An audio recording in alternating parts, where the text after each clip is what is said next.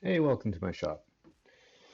Today we're going to be building a under table saw storage unit, and what you see on the screen before you is me ripping down some construction grade plywood.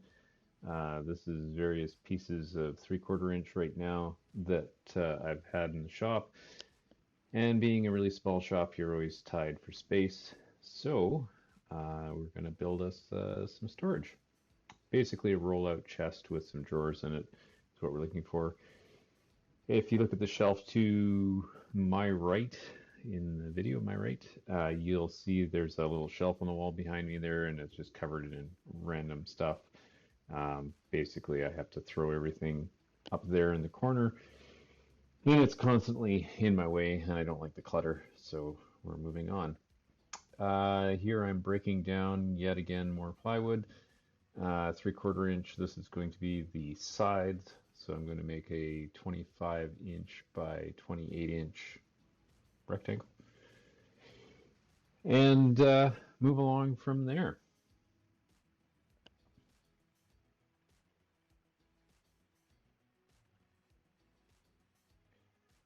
Last couple of pieces here, just checking exactly what piece I'm cutting. I found this piece here. I'm gonna trim off the edge. You can see there's a little bit of the lumber marking on it, so just cleaning that up.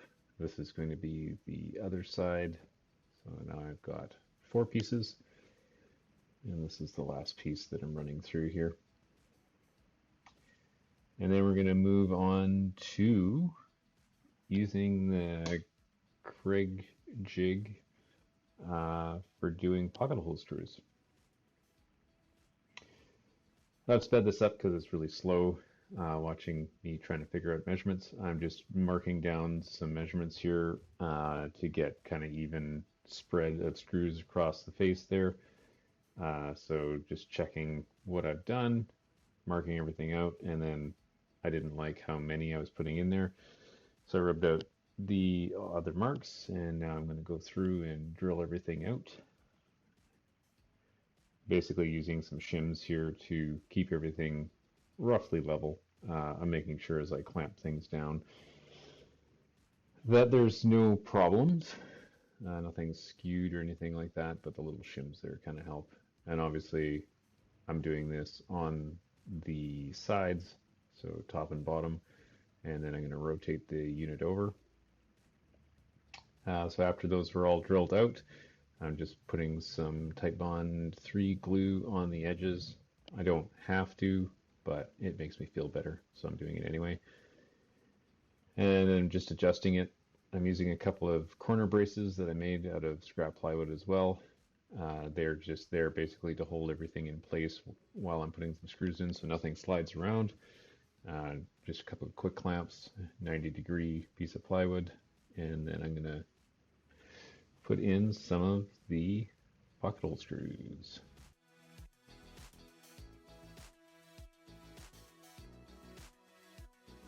Super exciting.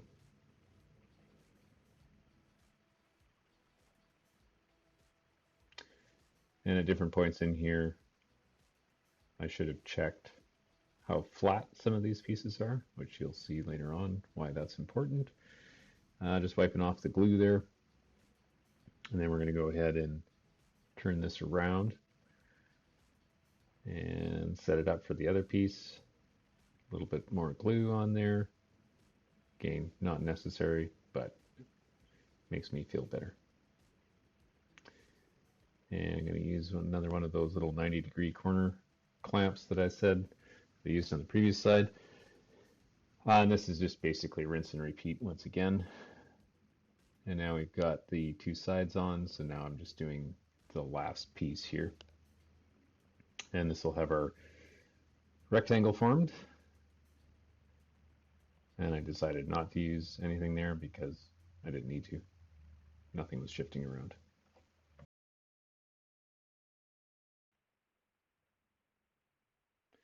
All right, on to making drawers. So this is a 1/2 inch piece of, again, construction grade plywood. And I'm just ripping this into the various pieces for the drawers, both the sides and the front. I'm going to speed this up here so it doesn't take forever, and then we'll move on to the rest of it. The first ones I did there were the bottom drawer, which is a wider drawer, or deeper drawer, I should say. And these are now the final 3 drawers, which are all the same size. So we're just going to batch this out, doing the same thing, being careful not to cut our fingers off, and using a push stick when at all possible. Just a quick check to make sure I've done things right. One last adjustment because it was short one piece there. That was a quick check to make sure that I was running around the same size. That's another 7-inch piece I needed for the front. And now we're going to cut everything to size. So all the drawers, rails, fronts are all getting cut down. I'm just doing a quick trim here on everything. I rough cut everything to pretty close to the right size. So this is just a little bit of touch up on there, making sure that there's all the edges are square. And just the last couple of cuts here on some longer pieces that I had. Most of this was material I already had in the shop from various projects over the year. So a lot of it is not exactly the size that I want, and therefore I'm just trimming it down. Using up all the scrap pieces I can.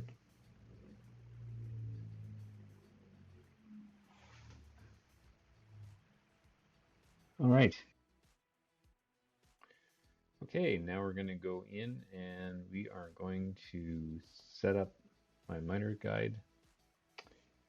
And we're going to cut everything at one go using a dado blade. So the method that I'm using here is the quarter, quarter, quarter, or in this case, more like 50, 50, 50.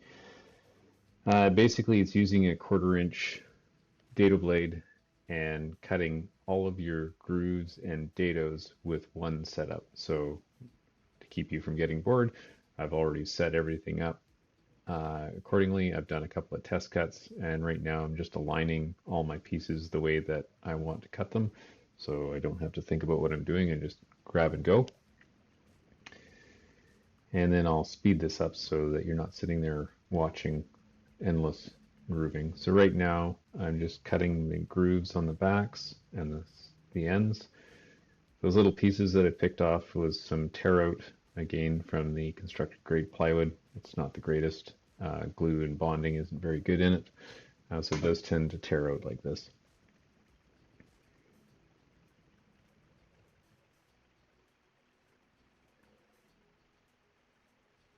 All right, so everything's lined up, and now I'm going to do the rabbet on the end of the items there.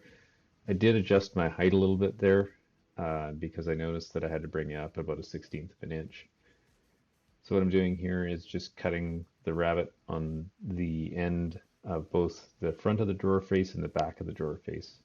So that once again, that's a 1/4 inch rabbet. And it looked good. And I'm doing a quick check here to make sure everything works. So did my test cuts already, but I'm just doing one final check to make sure that everything's going to fit. Now that everything fits, away we go. And I get super efficient here as we speed up the video.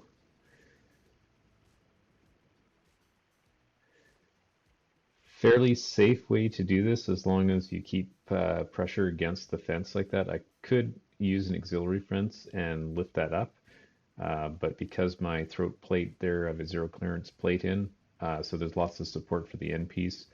My elbow's on the table. I'm applying pressure against the fence and just slight pressure down to make sure that all my cuts are even all the way through. All right, last couple of cuts that we're going to do here. We're going to cut the groove that goes in the bottom for the drawer bottom to slide into place. So again, it's all the same. It's the quarter, quarter, quarter. So 1/4 inch dado, 1/4 inch gap, and I'm just going to run through all of the pieces to cut that groove in there so that my bottom panel will fit in there nice and proper like. And again, we'll speed this up so it makes it look more efficient than I actually am.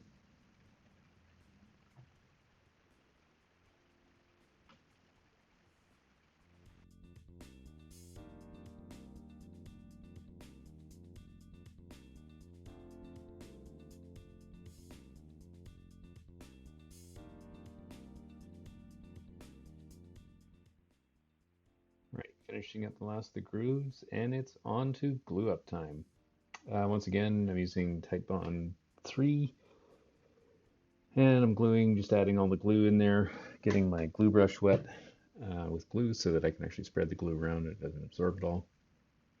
I did actually put glue in the drawer face and end to glue that board in, just to give it a little bit more strength, again, because this plywood isn't the strongest. Even though this is a locking joint when it's done, I still like to add a little bit of glue just at the front and back there, just to bond the plywood in.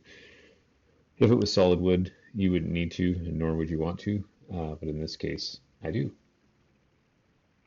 Here's all the drawers all glued up. We skipped all that boring stuff. All right, continuing on after installing the bottom drawer slides, as you can see from the obvious blue things, these are Craig jigs for installing drawer slides. These only work with the standard slides. You can't use them for the Blum undermount cabinet drawer slides. But these are nice for putting in just your regular drawer slides. I've used them in several different projects. They work for frameless cabinet carcasses like this, or you can also use them on the ones that have the face frame on. They just clamp against the face frame, and you can offset based on everything there. So what I've done is I've measured up off my last slide that went in 6¼ inches, which is what these pencil lines are on either side. And then I'm going to align the actual slide to just sit on top of the jig. Slide it into your mark right there, and then I'll put in a couple of screws to hold that in place. Rinse and repeat on the various sides. And then we'll go through and continue on up. So the next two drawers that go in after this will be 4¼ I believe. I haven't marked them out yet. I've got to measure this, mark those out, and just continue on. And then we'll go through and install the drawer faces once we're all done there. All right, second set of drawer slides are in. Like I said, I was going to use the Craig jigs to align the drawers, and I was going to show you how that all looks. However, I miscalculated where my slides are going on the drawers based on some not so good math. So now what I've had to do is, rather than readjust everything, I'm just putting in a 3/4 inch piece of plywood to give me my 3/4 inch spacing in between the individual drawers. You can see the edge of the slide that I've just started to pull out. So basically what I'm going to do is do the same installation as I did on the bottom drawer, which is I'm going to slide this out like so until it's flush with the front. And then I'm going to slide the entire drawer out, put a screw in, slide it a little bit more while maintaining my 3/4 inch spacing on the bottom, and put another screw in, then remove the entire drawer out of the carcass, put the finishing screws in, and then slide the whole thing back together.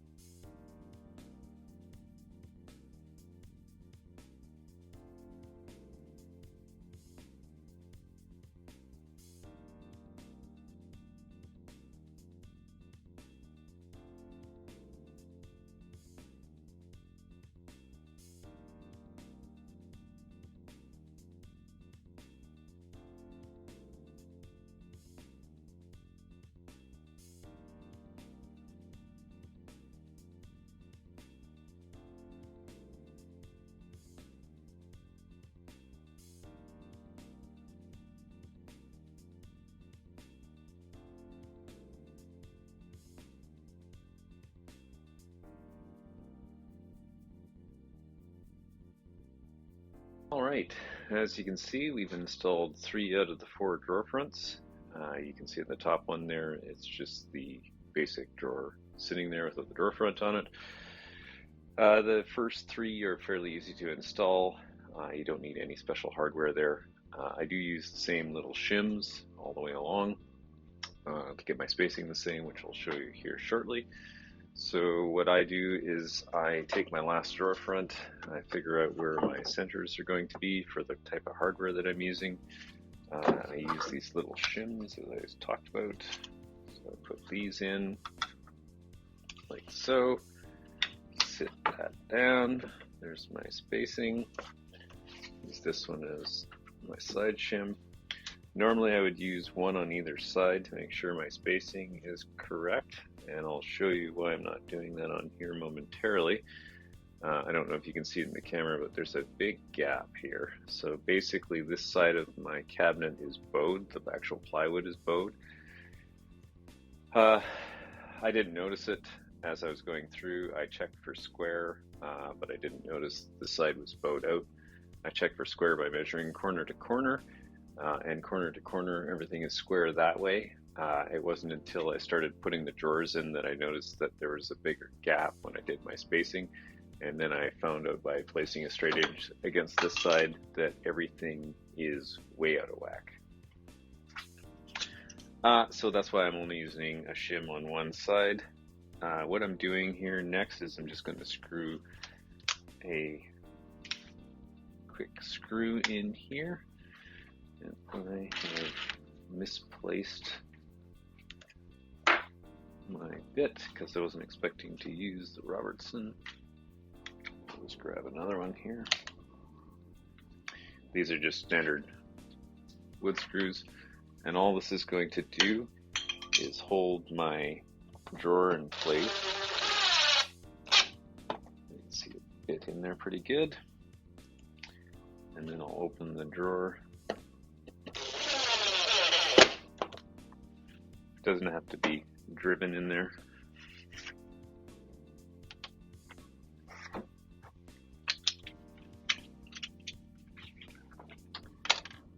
That's out.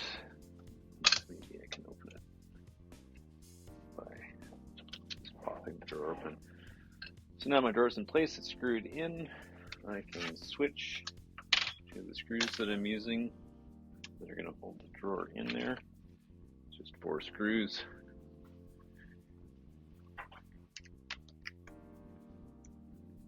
And then we can mount the hardware in there, which goes right through. You can drill the holes all the way through.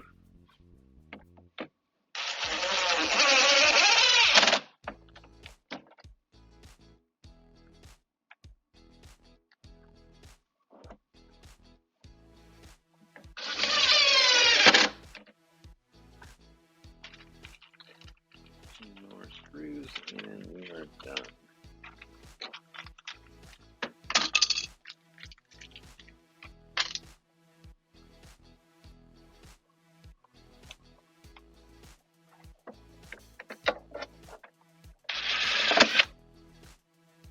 And all we have to do is install the casters in the bottom, sand everything, and seal the drawers with whatever. So casters are all on. I use screws to put them in. You could bolt them in. I'm not going to be planning on moving this around other than back and forth underneath the table saw. So I don't really think bolts are necessary. I did put on 2 swivel locking ones in the front and then just regular rollers in the back. Again, I'm not going to be moving this a ton. This will give me enough direction to move it around the shop if I want. So next thing to do is get this thing off the bench onto the floor, and then I am going to use some polyurethane and just polyurethane the front and top. Again, it's not for anything pretty, it's just in my shop for storage.